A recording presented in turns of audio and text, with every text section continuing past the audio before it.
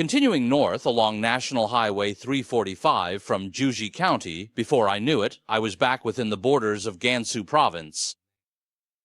By the way, the Gannan travel route is actually a large loop formed by integrating all the tourist resources around Gannan.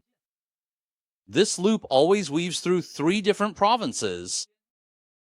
I understand your love for your hometown, but there's no need to get hung up on whether a certain place is a Gannan attraction or if it belongs to Sichuan. As this journey draws to a close, at the border between Gannan and Ru'ergai, there are still many wonderful sights to see.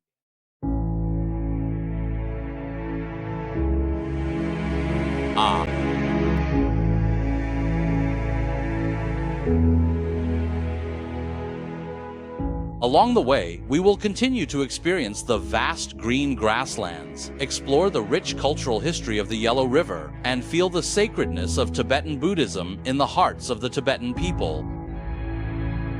Nyingma Monastery is a Nyingma sect Tibetan Buddhist temple located in Awankang Township, Maqu County, Gannan, Tibetan Autonomous Prefecture, renowned for its magnificent architecture and profound religious and cultural heritage. It is also famous for having the world's largest prayer wheel.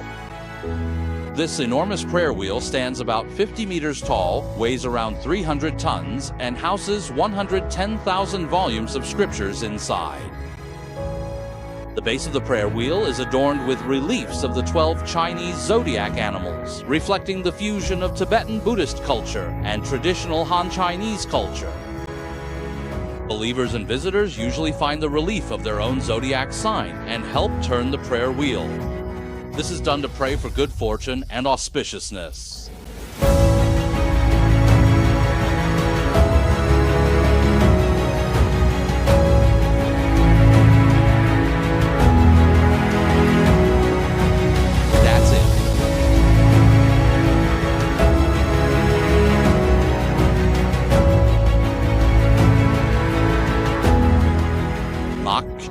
It is the most important water source replenishment area in the upper reaches of the Yellow River, accounting for nearly 60% of the total runoff in the source region of the Yellow River. It is known as the kidney of the Yellow River and the water tower of China. This area has given birth to the Awankang wetland, as well as beautiful grassland wetlands like the Maqu grasslands. The entrance fee for Awankang Wetland Park is not high, only 30 Wen per person.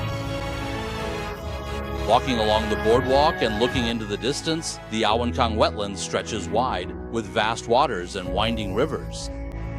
The winding rivers twist and turn across the flat grasslands, forming countless meandering channels and a network of scattered marshes. Under the sunlight, the rivers shimmer like silver ribbons with cattle and sheep grazing nearby. They dot the endless green carpet, creating a magnificent landscape. There's also a glass bridge here that requires an extra fee. In my opinion, it's enough to just enjoy the view and take some photos from the observation deck. From what I saw, hardly anyone was actually walking on the bridge. When the Yellow River flows east to the Maqu area, it makes a big turn and flows back into Qinghai, forming the first bend of the Yellow River under heaven. This first bend is not the same concept as the first bend of the 9 bends of the Yellow River in Tangkai Town that I mentioned earlier. If you look at the 2 bends, even the characters used for bend are different. The first bend in Tangkai refers to a significant turning point at the confluence of the Yellow River and the Bai River, which can be seen from above with the naked eye. In contrast, the first bend in Maqu refers to a large section of a bend in a geographical sense. This large bend stretches for 433 kilometers, and even a drone can't capture the entirety of it. The Yellow River Bridge, which sits atop this great bend, is also known as the first bridge of the Yellow River under heaven.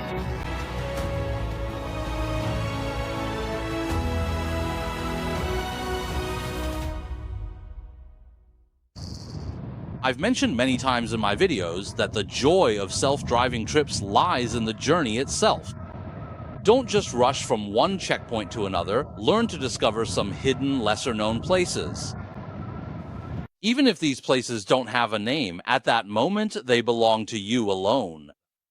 On this stretch of National Highway 345 approaching Langmusi, the grasslands gradually rise, forming gentle hills.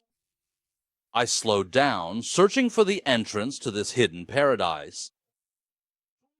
Finally, about 15 kilometers from Langmusi, I discovered a little-known path. You won't find this on any map. There's a clear sign at the entrance, Zoig Organic Fertilizer Production Base, but don't bother looking for that either. It's not on the map. The scenery here is somewhat similar to Lianbaoyeje, not very large in scale, but it has a wild, adventurous feel. It's a great place to escape the noisy crowds and enjoy a world of your own.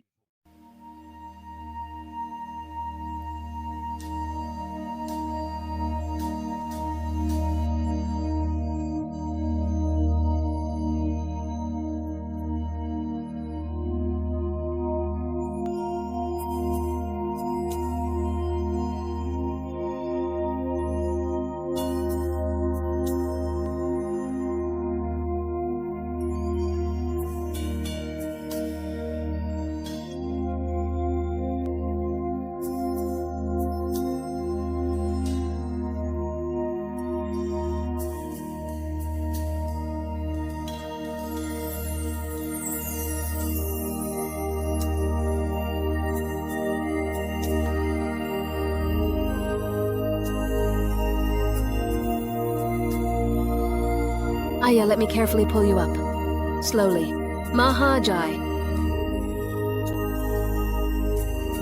Ma.